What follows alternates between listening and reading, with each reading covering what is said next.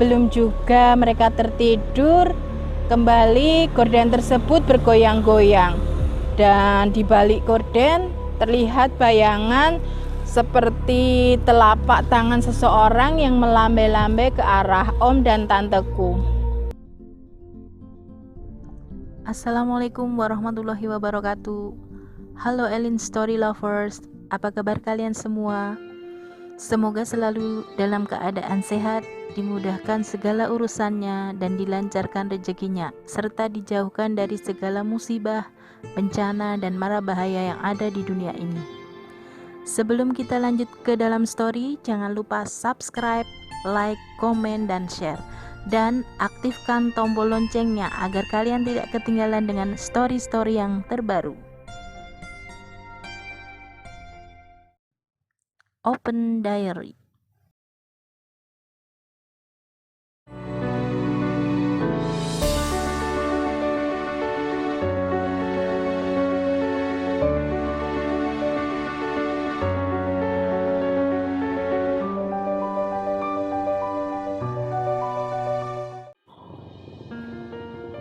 Assalamualaikum warahmatullahi wabarakatuh.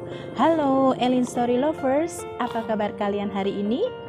Pada kesempatan kali ini saya akan membawakan sebuah kisah yang dikirim oleh Mas Sawal di Magelang, Jawa Tengah.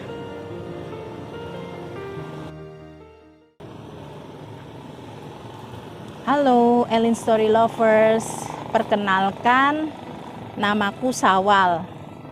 Aku tinggal di sebuah desa di wilayah Magelang, Jawa Tengah. Melalui channel ini, aku ingin berbagi cerita tentang kejadian mistis yang dialami orang-orang yang pernah menginap di rumah orang tuaku.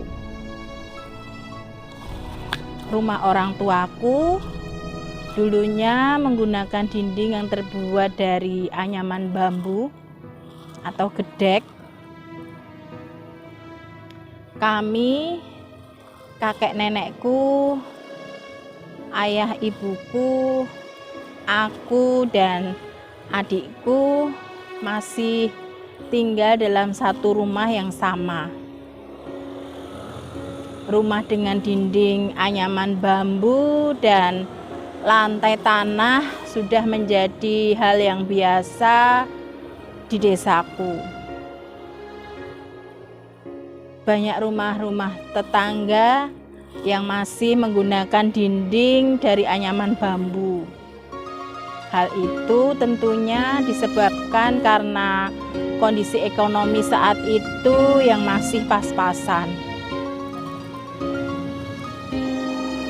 Hingga di awal tahun 87, ayahku berencana merenovasi rumah kami. Renovasi tahap pertama adalah merombak ruang depan dan tengah. Sementara bagian dapur dan kamar mandi masih menggunakan bangunan lama karena keterbatasan dana.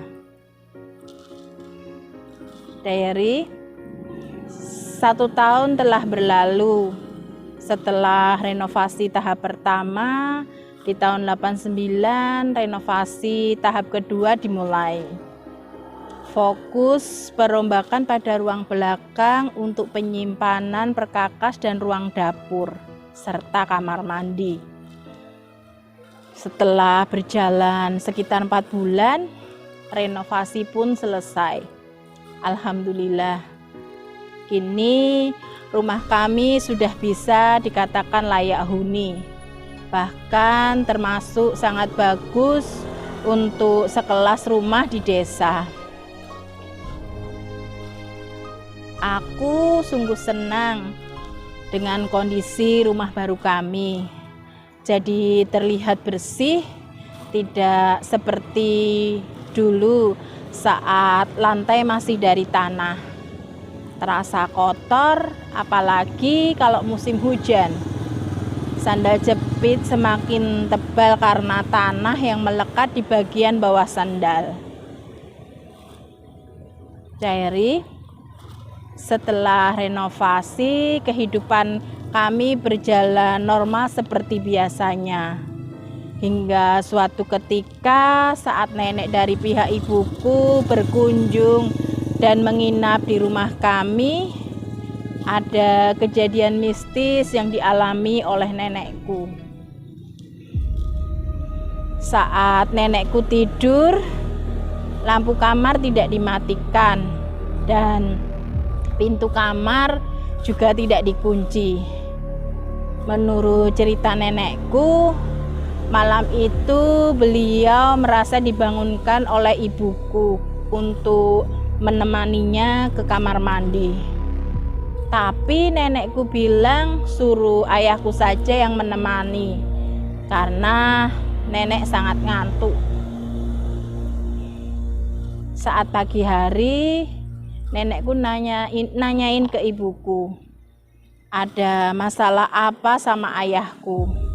Kok tadi malah minta nenek yang menemani ke kamar mandi? Mungkin nenekku berpikiran kalau antara ibu dan ayahku sedang ada masalah, sehingga sekedar untuk ke kamar mandi saja ayahku tidak mau menemani. Diary, ibuku malah menjadi bingung karena tadi malam gak merasa ngebangunin nenek, apalagi untuk meminta ditemanin ke kamar mandi. Nenekku pun ikut bingung. Lah terus yang tadi malam bangunin dan minta ditemenin ke kamar mandi siapa? Karena menurut nenekku postur tubuh dan suaranya sama persis dengan ibuku. Diary, beda lagi dengan pengalaman yang dialami om dan tanteku saat menginap di rumahku. Sama seperti nenekku, tanteku kalau tidur juga takut kegelapan, sehingga lampu kamar pun tidak dimatikan. Kalau omku mungkin ikut istrinya aja, bisa jadi terpaksa tidur dengan suasana terang benderang.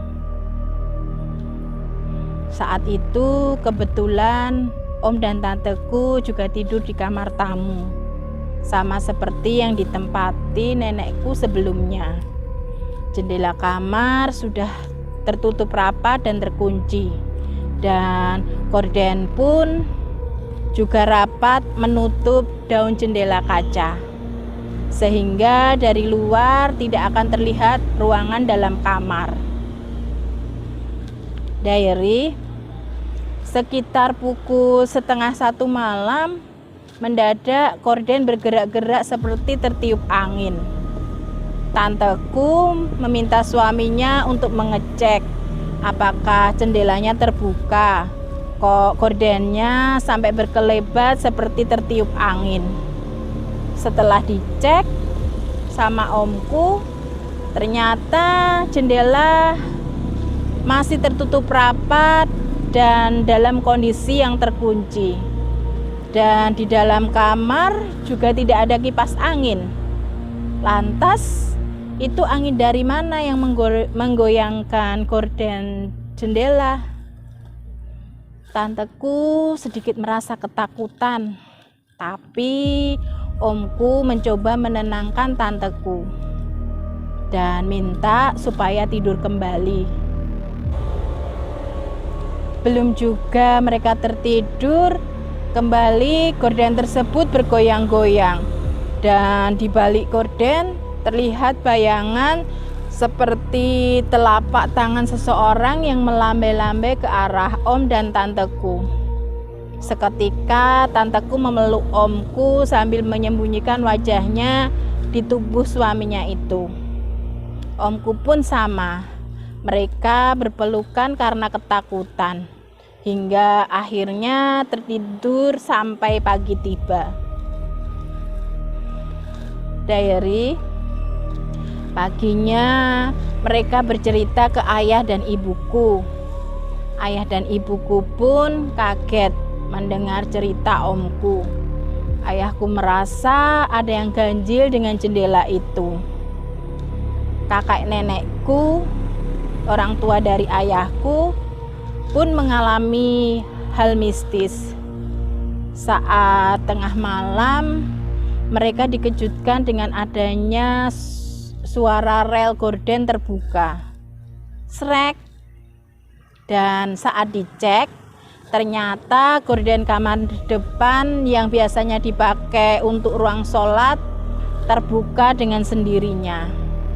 Kemudian oleh nenekku, gorden itu ditutup kembali. Namun sesaat kemudian terbuka lagi. Kemudian kakekku keluar rumah menuju sisi luar jendela kamar tersebut. Sementara nenekku diminta untuk tetap di dekat jendela di sisi sebelah dalam. Nenekku menutup lagi gorden jendela itu, dan lagi-lagi gorden terbuka dengan sendirinya. Akhirnya kakekku membacakan ayat kursi, kemudian meminta nenekku untuk menutup gordennya kembali. Setelah ditunggu beberapa saat, gorden itu sudah tidak terbuka lagi. Diary, aku sendiri pernah mengalami hal yang membuatku takut. Sudah jadi kebiasaan di rumah kami, saat akan tidur, semua lampu dalam rumah dimatikan.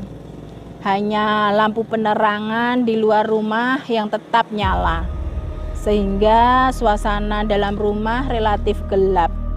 Hanya sedikit cahaya yang masuk lewat celah pintu rumah, celah jendela atau ventilasi. Saat itu aku sengaja tidur di sofa ruang tamu. Saat tengah malam, tiba-tiba aku merasakan jempol kakiku ada yang pegang-pegang seperti buat mainan. Saat aku membuka mata, ternyata tidak ada siapa-siapa di sana. Akhirnya aku pun lari masuk kamar tidurku. Tidak berani lagi tidur di sofa. Suatu ketika ayahku mampir ke toko kayu, di mana dulu ayahku membeli kayu Kalimantan untuk membangun rumah kami, termasuk untuk membuat kusen jendela kamar. Kebetulan ayahku dan juragan toko kayu itu sudah kenal akrab. Iseng-iseng ayahku ngobrol sama penjualnya sambil bercerita soal kejadian mistis di rumah kami.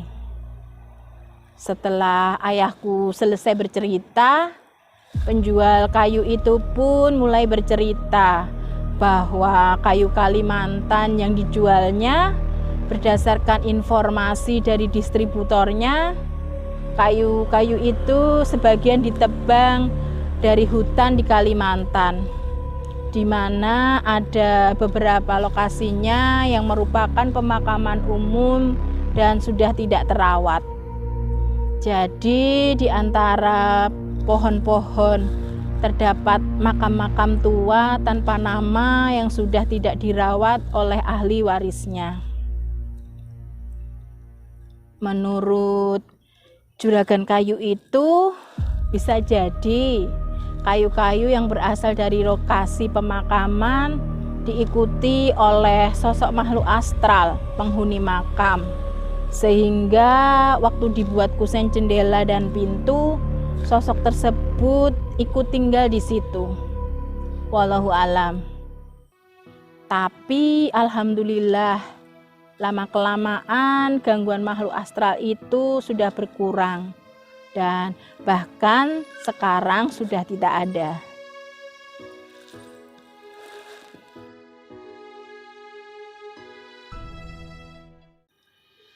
Demikian sebuah kisah yang dikirim oleh Mas Syawal di daerah Magelang, Jawa Tengah.